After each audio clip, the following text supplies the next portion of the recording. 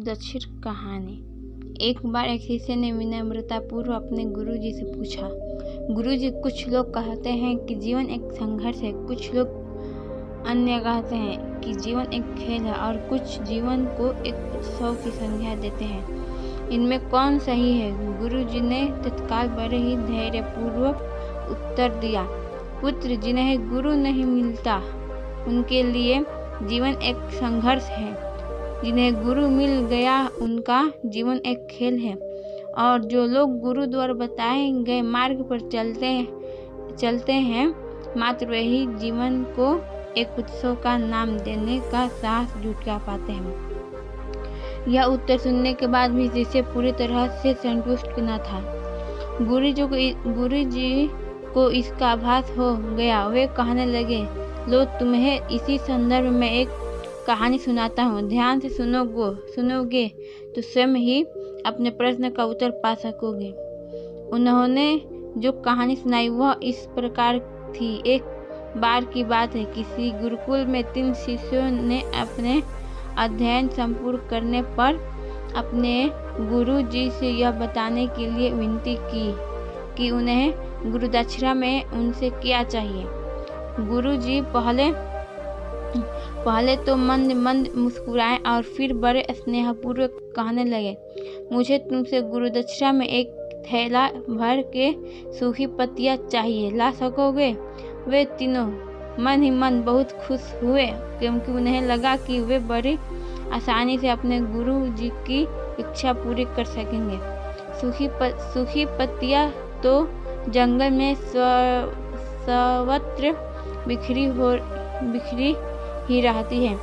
वे उत्साहपूर्वक एक ही स्वर में बोले, जी गुरुजी, जैसी आपकी आज्ञा।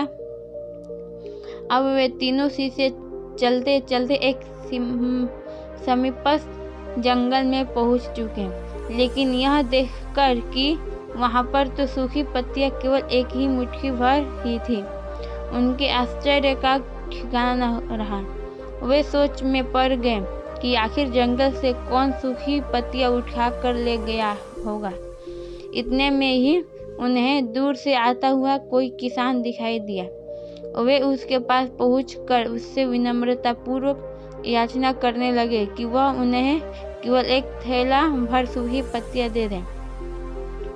अब उस किसान ने उनसे क्षमायाचना करते हुए उन्हें यह बताया कि वह उनकी मदद नहीं कर सकता, क्योंकि उसने सूखी पत्तियों का ईंधन के रूप में पहले ही उपयोग कर लिया था।